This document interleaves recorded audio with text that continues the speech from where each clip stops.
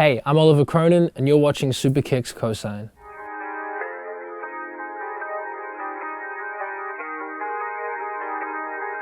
In the chaos, in the silence, when I'm anxious, heavy breathing, you keep me honest. I'm 22 now. I grew up around music my whole life. My mom's a musician. She's classically trained in a bunch of instruments. She's been in a bunch of bands. So I was always like thrown into just like listening to a whole bunch of different like world music and all music from different cultures. I traveled a lot when I was younger and just kind of experienced a lot of different cultures. Kind of just fell in love with music at an early age. But it wasn't really until I was like 15 in high school where I decided to start like making music for myself. And I don't even know how that came about. I was just a big fan. Like I was just a fanboy. I love rap music. And it was kind of cool where I grew up because I grew up in a place called Byron Bay, which is a small kind of beach town. And I grew up like 10 minutes away from the beach, but it's just like in the middle of nowhere and it's nothing. And it was just like in the jungle. Back there, everyone like surfed or just smoked a lot of weed. Making music wasn't like a popular thing, so I was a little embarrassed.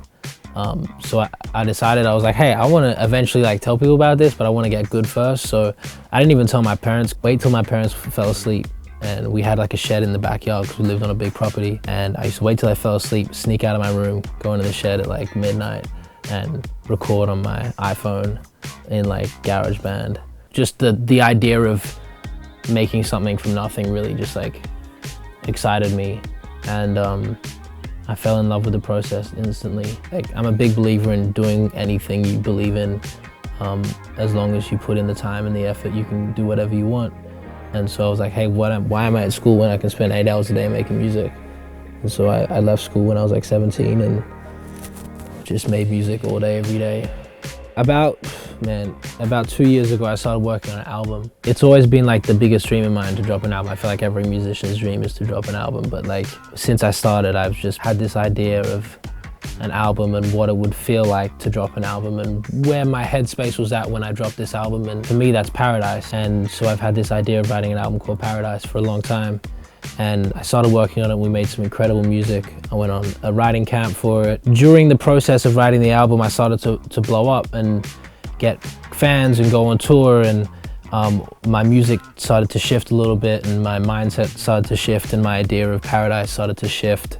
But at the same time, I really wanted to show the people what I've been working on and what this album kind of is sounding like. We're not quite at Paradise yet, but that's why the EP is halfway to Paradise, because it's kind of like everything that we've been working on that hasn't quite made it to the album. There's still a lot of songs that I have tucked for the album, but this is kind of like the songs that didn't make the album, kind of created the process for it. Hopefully this album, hopefully Paradise, I think that the longer the journey, the more I've started to accept that maybe, you know, Paradise doesn't look like what I thought it was gonna look like.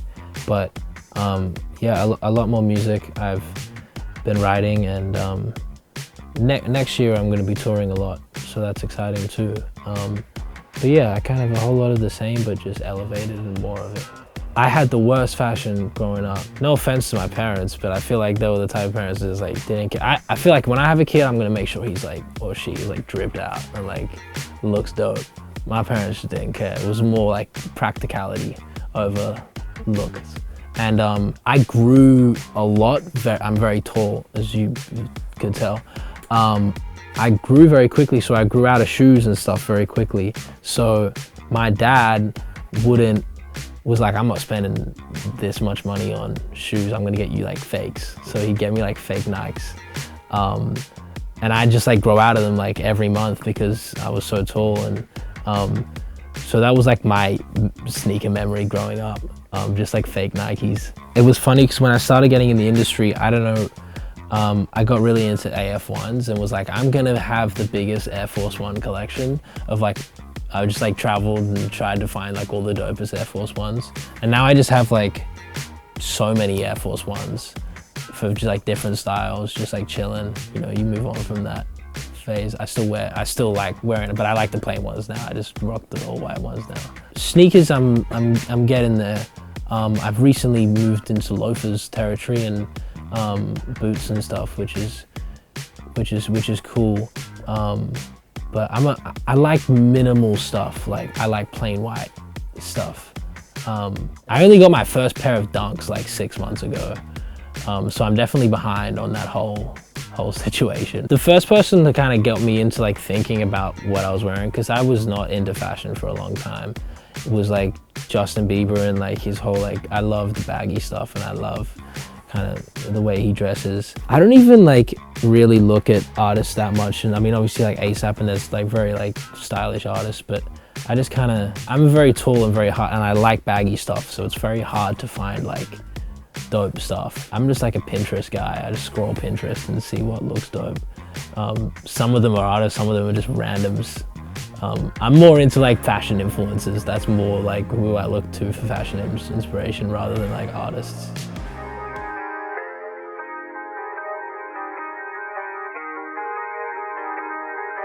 In the chaos, in the silence, when I'm anxious, heavy breathing, you keep me honest.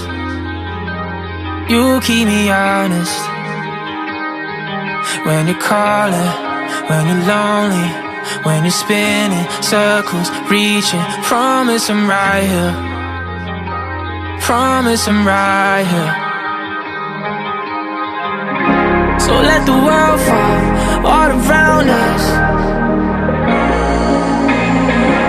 When these four walls close around us, we'll be dancing in a burning house.